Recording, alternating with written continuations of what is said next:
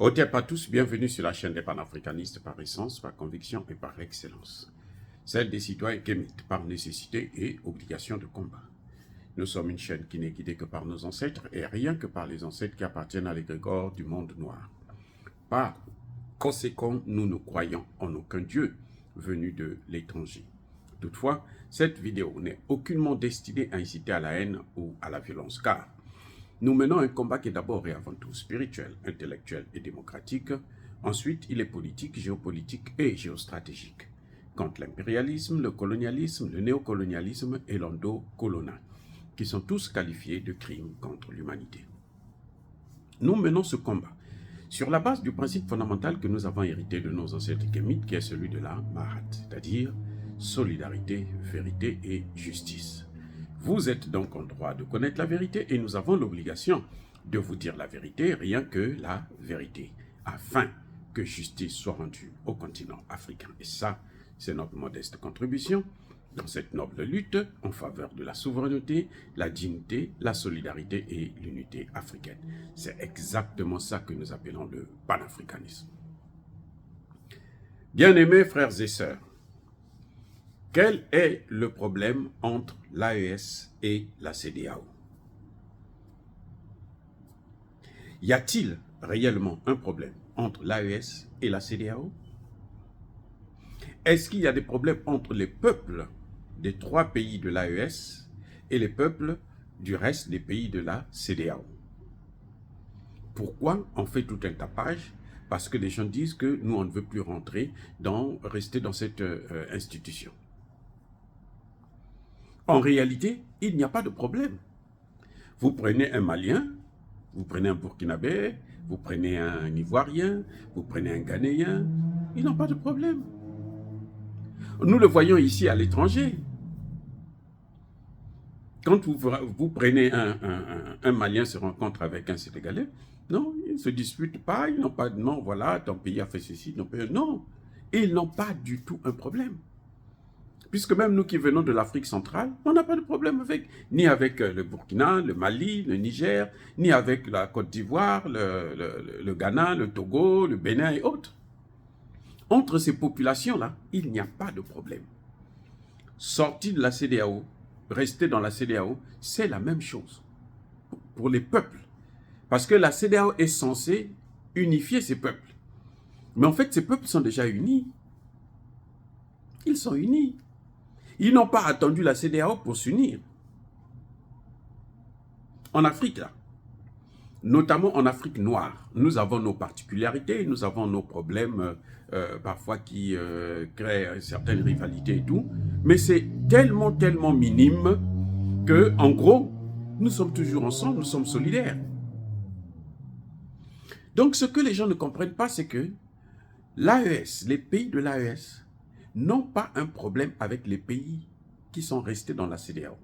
Ils ont un problème avec la France, avec les États-Unis, qui gouvernent la CEDEAO. C'est complètement différent, c'est deux choses différentes.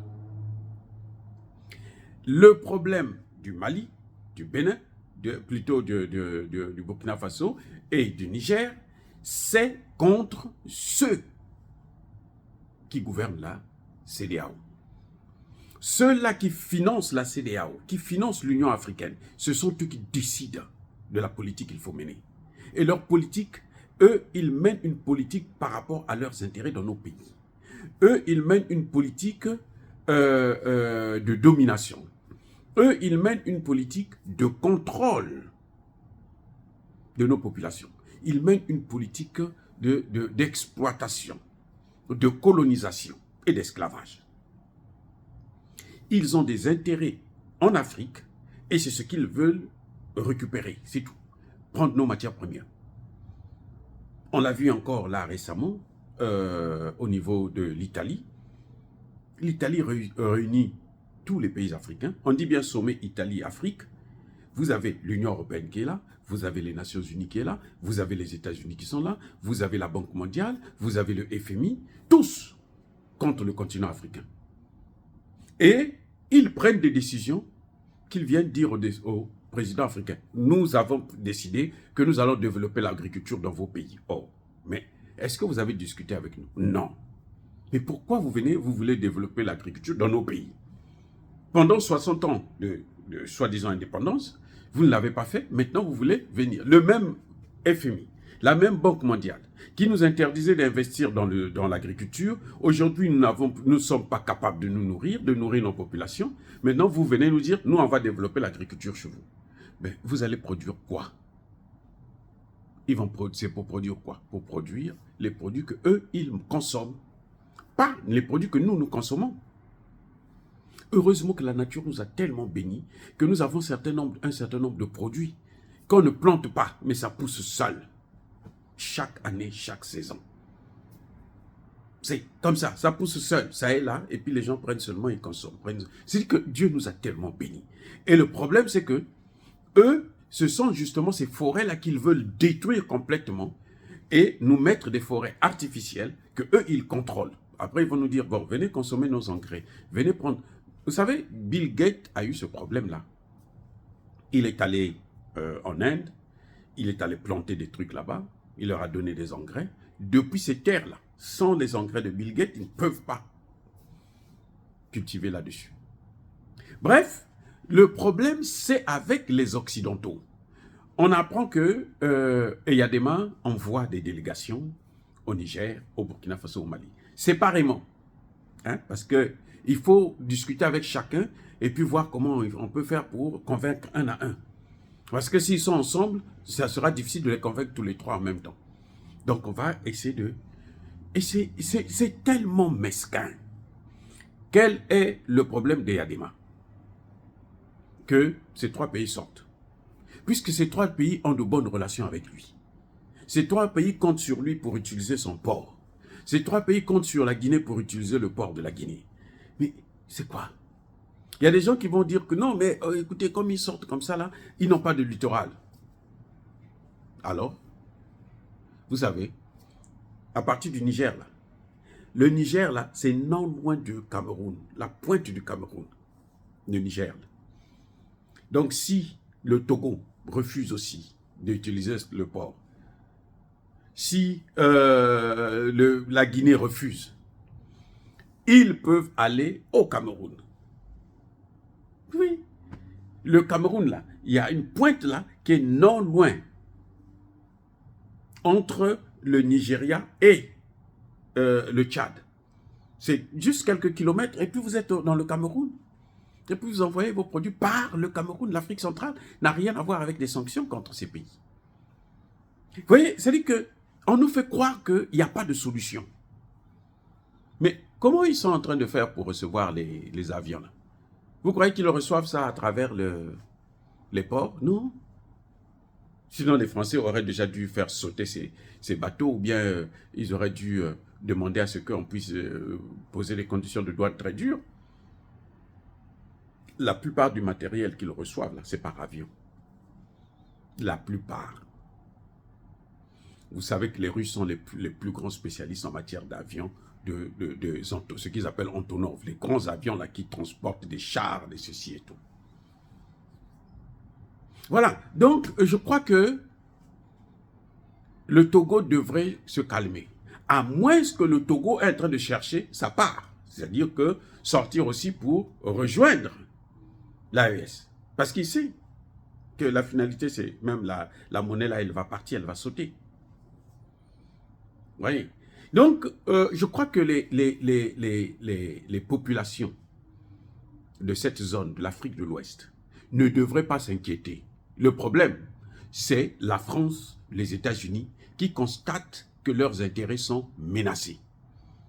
Comme leurs intérêts sont menacés, ils sont en train de manipuler les dirigeants africains de la CEDEAO, les présidents, Alassane Ouattara, Tinubu et tout. Vous voyez, Tinubu est, au moment où nous parlons, Tinubu est en France. J'espère qu'il va écourter le voyage parce qu'il était parti pour près de 2 semaines. Mais il sera obligé de rentrer plus tôt pour venir gérer cette situation. Il était parti parce qu'il veut avoir une base militaire française dans son pays. Pour que la France, depuis le Nigeria, puisse continuer à nuire le Niger. C'est tout. Voilà ce que... Et c'est ça la mesquinerie des Africains, des dirigeants africains. Mais entre les populations, il n'y a rien. Les hommes d'affaires s'inquiètent. Nous, comment on va faire les affaires? Comment vous allez faire? Avant la CEDEAO, vous faisiez les affaires comment? Vous êtes homme d'affaires, vous devrez être capable de vous adapter à une nouvelle situation. Parce qu'on ne peut pas sacrifier des pays entiers, près de 80 millions d'hommes et de femmes, parce que vous avez des tarifs douaniers réduits et autres. Non, ça, oubliez ça. Bref, si il y a des part pour convaincre, chercher à convaincre ces pays afin qu'ils reviennent encore dans la CEDEAO, comme le demande l'Union africaine, comme par hasard, l'Union africaine s'est réveillée tout de suite. Ah, non, il faut qu'ils reviennent. Les Français ont dit l'argent qu'ils prennent là, c'est pas pour rien, c'est pour ça. Mais ils vont finir par détruire l'Union africaine là aussi. Je vous le garantis, ils vont finir, s'ils continuent dans cette lancée-là, ils vont finir par détruire l'Union africaine. Les pays vont quitter, laisser Moussa Faki et les Français, les Américains, avec leur Union africaine.